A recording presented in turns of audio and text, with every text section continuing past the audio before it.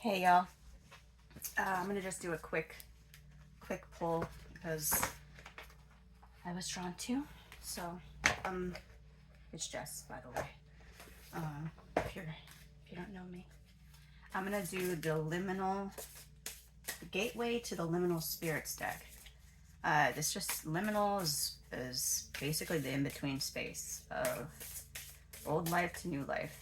And I'm doing this because this morning, for my card pull, I got the Two of Pentacles, and I don't even remember what the underside was right now, but Two of Pentacles. Oh, Four of Wands. That's what it was. So the road to success, and the Two of Pentacles. The way it came out is a woman holding two pentacles, and one is up in the air and one is down by her side. And one is the one that's in the air looks like a ghost figure of a pentacle, and the one that's by her side is physical in the manifested world. Everything came out upside down, so I'm gonna just. We got the owl, monk's hood underneath, and immediately the owl reminds me of wisdom. And it's funny because last night my mother-in-law told me the story about my son finally meeting these three. I'm pretty sure they're screech owls because they're the little ones, and they make this cute little whoo kind of sound, and they're just beautiful, the cutest little things. And we have a family here that I've gotten pretty close to, and I'm glad they finally met him because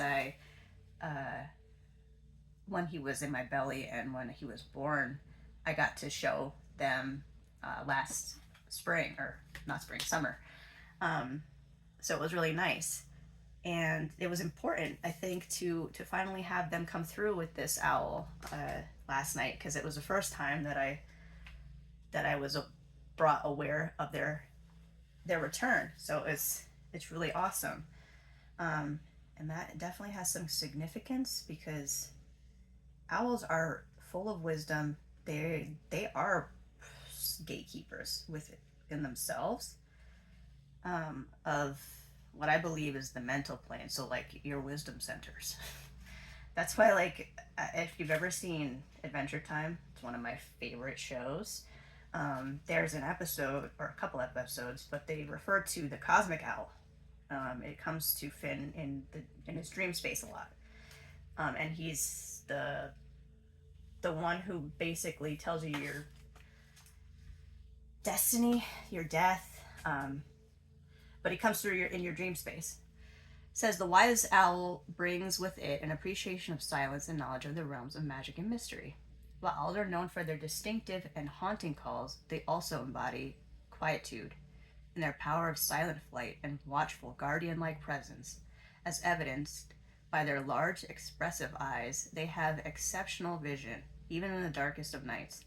With their loud calls, secretive nature, and nocturnal doings, owls have long been associated with witches and a multitude of goddesses, including Athena and Hecate, as seen as harbingers of death. But death is just another doorway, and the owl does make wise choices about these kinds of things.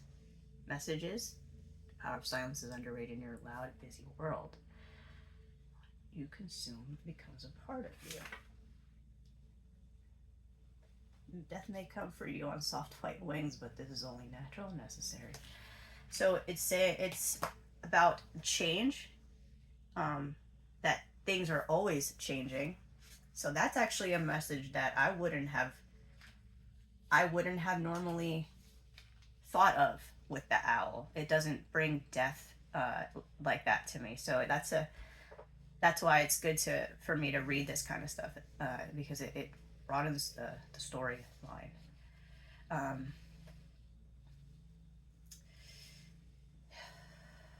me recenter with that. That felt really heavy for some reason, but especially with the monk's hood. Yeah, so it's about the transformation and the going and the dying of the self, and how that can feel sad and heavy, as if you've just lost your friend, because you've let go of a piece of you that no longer serves this place, this space, this place. So there's something about being secretive, not secretive in a bad way, secretive in like keeping your manifestations close to the chest. Um, like this, for example, I do my work in my uh, home space, and I do it very privately. I set the stage, I set my space up so that it's me. Hold on. That is very loud. But it's something coming through about being very secretive or keeping things close to the chest right now.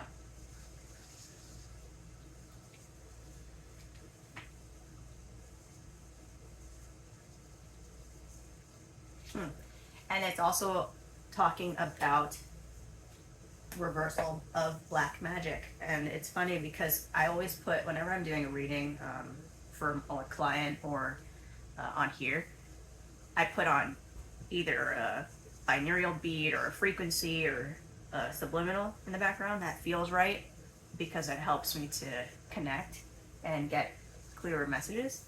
And today I put cut vampire ethereal chords. That is hard for me to say.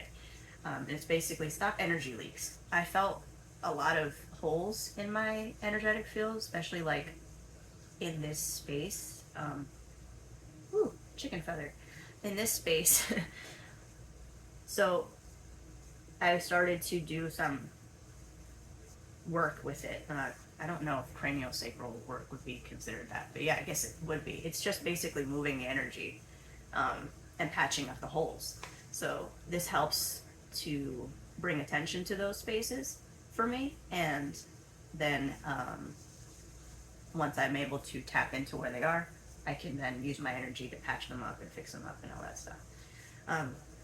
Then I've gotten, well, anyway, so what I'm getting with this is really keeping those things that are important close to the chest, and also being really watchful with what is coming at you at this point. Because right now we're all bringing something really important in from the ethers, and it's not to be tainted with anyone else's energy, good or bad.